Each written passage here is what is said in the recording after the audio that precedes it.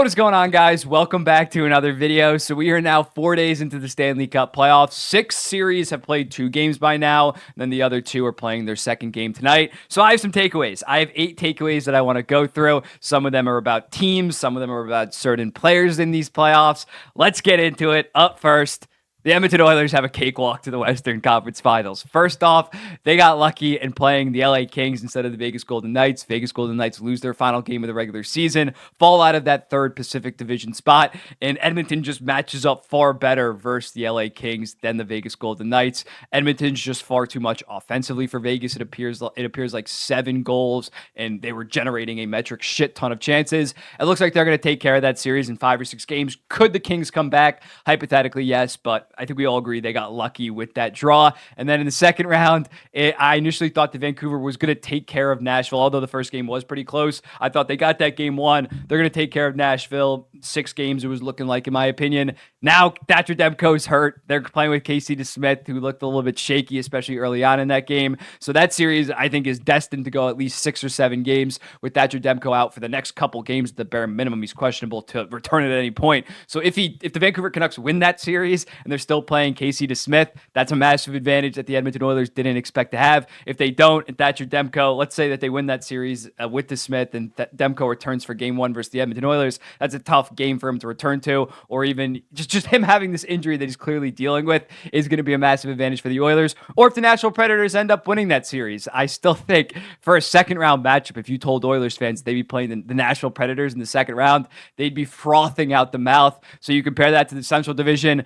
Dallas, Vegas, looks like it's going to be utter war, 6 or 7 games. Colorado, Winnipeg also looks like an utter war. Then those 2 teams have to play, those 2 winners of those series have to play against each other. It is looking very opportune for the Edmonton Oilers. I would not be surprised if they beat the Kings in 5 games and then beat the winner of Nashville versus Vancouver in 5 games. You look at the Metro Division, Rangers, Carolina's going to have to square off. Florida's in a battle right now, even though they're up 2-0. They've been close games against Tampa. And then they got to play Boston or Toronto, who's always a tough out. So when looking at this, Edmonton, if you're an Edmonton Oilers fan, you're feeling really good. And the bare minimum is a Western Conference final at this point. Obviously, if they lose in the first round, that's extremely disappointing. But even if they lose in the second round, that would be a big failure considering the circumstances. They need to make the Western Conference Finals at bare minimum. Even if they make the Western Conference Finals and lose, I think that's a failure of a season. But the path is so apparent. Next up, Connor Hellebuyck. This is kind of like a legacy reputation series for him, in my opinion. You look at him, bad start to this series, an .870 save percentage, 5.01 goals against. Yes, Colorado is hammering him with shots for a decent amount. I think he's dealt with 35 plus shots in both games or something like that. He's faced a lot of action, but I don't think that he's been that good. He still has a minus 1.1 goals saved above expected. And when you are the Vezina winner, you're about to become the only 2-time Vezina winner of the goalies of your generation. I expect far better goaltending from Connor Hellebuyck. And last year, an .886, 3.34, minus 2.9 goals saved above expected against Vegas. I didn't think that Winnipeg was going to win that series, but the fact that it went 5 and Hellebuyck objectively didn't play that good. This narrative, this reputation is starting to build around Connor Hellebuyck. He was very good back in 2018 when they made the Western Conference Finals. That was 6 years ago. He was in 2022. He was solid as well, especially in that first round. But he's viewed as this fantastic regular season goalie.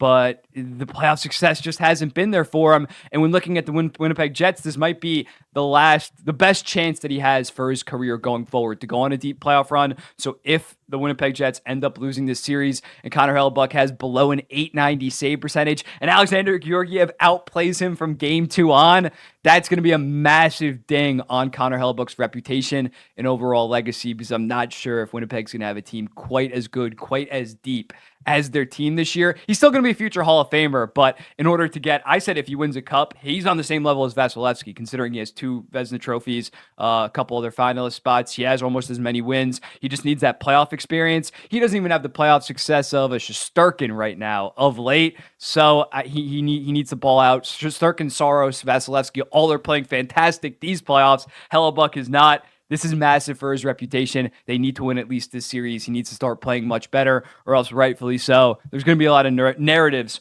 following him this offseason into next season. Next up, my guy Noah Dobson, he's clearly hurt. It shouldn't be surprising to anybody. We thought maybe because he was playing in game 1, he'd be back to 100%. He missed the final couple games of the regular season. It's apparent watching him. He's not moving nearly the same. He seems hobbled. He seems injured. That if this was the regular season, he would have been out for another week or two. I respect him toughing it out, but he's arguably been like the New York Islanders' worst defenseman. I've been more impressed than by Robert Bertuzzo and Mike Riley more than goddamn Noah Dobson. That eventual game-winning goal from Jordan Marner played it at horrendous. Even if he's injured, that was still unacceptable. But Noah Dobson, we needed him at 100%. We needed him playing fantastic to generate some offense from the blue line to stop these Carolina 4 or 5 minute sustained pressures that they're having, and that's just not the case. And as a result, the New York Islanders have no chance to win this series unless Noah Dobson. We're gonna have 2 days off in between Game 2 and Game 3. Hopefully, he can finally get healthy because right now it is apparent that he's not healthy, and he's so integral. He was the Islanders MVP of the season, in my opinion. Although I think maybe Horvat and Barzal are better players. Finally getting that offensive defenseman from the blue line that the Islanders have been lacking is so important to this team. It's just apparent that he is not apparent. It's just apparent that he is not 100%. And as a result, the Islanders are probably going to lose in 4 or 5 games. Next up, it seems like it's the end of Tampa Bay as we know it, as actual top tier contenders. They got outplayed in their first game. Then Game 2, they kind of got to have it. I thought they were on the same level as Florida, although Florida did have a lot more shots. I thought they did throw a lot at Bobrovsky, but he just came up time and time again. Maybe with Bennett, they can steal a couple games, win a couple games in Tampa. But I think just the overall sentiment around Tampa Bay is they don't have it anymore. They have 6 very good players in Kucherov, very good to great players in Kucherov, Hedman, Stamkos, Point, Vasilevsky, then another 3 above average to good players in Chiarelli, Paul, and Eric Chernak. Debatable on that one. But right now, they're just not nearly deep enough. You see the depth of Florida just far outplaying them. It's they don't have what it takes to beat Florida, in my opinion. And going forward, I think even with a healthy Sergachev, I'm not sure that this is a contending team, a contending core. The best days of Tampa is over, and rightfully so. I mean, not rightfully so, like I want to see it, but they went so all in from around 2019 to 2023. This was bound to happen. It appears like they're only downhill from here. Because again, Kucherov's 31, 32 years old. Hedman's 34, 33. Stamkos is 34. Stamkos is still an unrestricted free agent.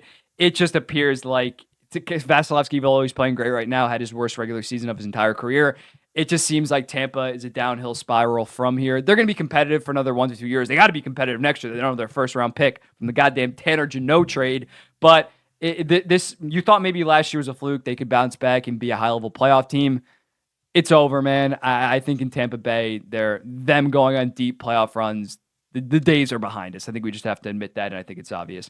Next up, becoming more and more apparent that Mitch Marner is just not built for the playoffs. A smaller guy, a guy that lacks physicality. You saw the puck battle that he just didn't engage with. It just summarizes Mitch Marner in the playoffs.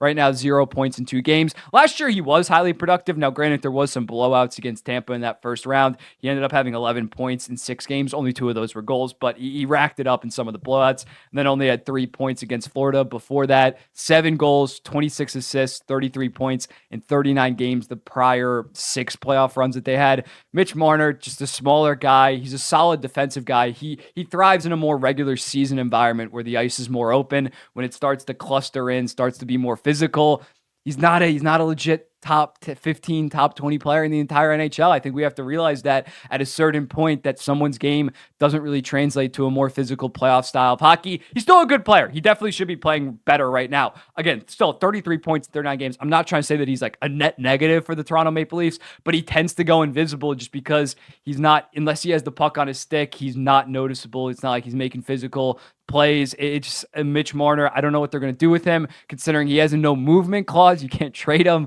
They're going to have to re-sign him, but it's just very unfortunate because I can't see him completely turning it around and just becoming this playoff beast given the way that he plays. Next up, the Capitals. It's becoming more and more apparent that they need to just nuclear blow it up once Ovechkin passes the goal mark soon. When looking at Ovechkin, he's only, I believe, 41 goals away, so you got to hope that he gets it next year, and then you just got to blow up this core. This core is just mediocre as hell, and rightfully so. It's older, similarly to Tampa Bay. They're so competitive from 2015 up until 2021. It's not bad, but you got guys like Ovi, Wilson, Carlson, Oshie, Backstrom's obviously basically retired. They sold last year at the deadline. They sold this year at the deadline. Once Ovechkin hits that goal mark, and again, I'm praying for their own sake that it happens next year, not at the start of the following year. You need to run it back with a half-decent team. Once Ovechkin hits that goal mark, nuke it, man. Somehow trade basically anybody that you can and just ground zero. I like some of their pieces. I really like Ryan Leonard, but right now they can't do a retool like we've seen maybe some other teams do.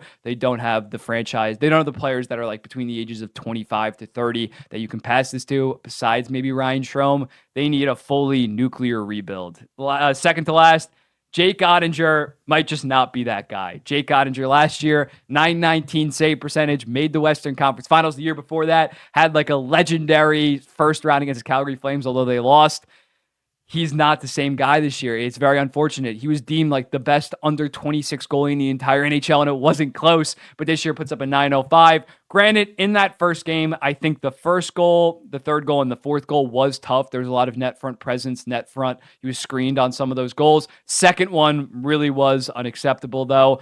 He needs to step up if Dallas is going to beat Vegas. Vegas is going to generate a lot of high danger chances. If Jake Oettinger can't play to the level that we've seen from him prior, we haven't really seen it this year. That's the only problem. Like we've seen from him prior, I think they can. But if I'm Dallas, I'm very concerned, not just right now, but going forward, how bad Jake Oettinger has been this, not bad, but like relative to what you expected. It's very disappointing from Jake Oettinger, one of the most brightest young goalies in the entire NHL. You look at a guy like Swayman, he took that next step this season. I believe they're in the same draft class, 2017. He took that next step and did look fantastic in Boston Bruins' first game. He might play the rest of the series, but that has not happened with Jake Oettinger, and I could easily see him shitting the bed in this Vegas series, in Dallas, unfortunately losing as a division champ. Lastly, the LA Kings. This is more of a macro thing. I kind of went over it when I did how long every team's window is, but I think people are underrating or not realizing how bad, or not how bad, how LA does not have that good of a future. They don't. They really don't. Besides Byfield and Clark, there's really not much there in terms of under 26-year-old talent. You look at their top 9 leading scorers this season, 27 years old, 27 years old, 38 years old, 28, 21, 34, 30, 25, 28.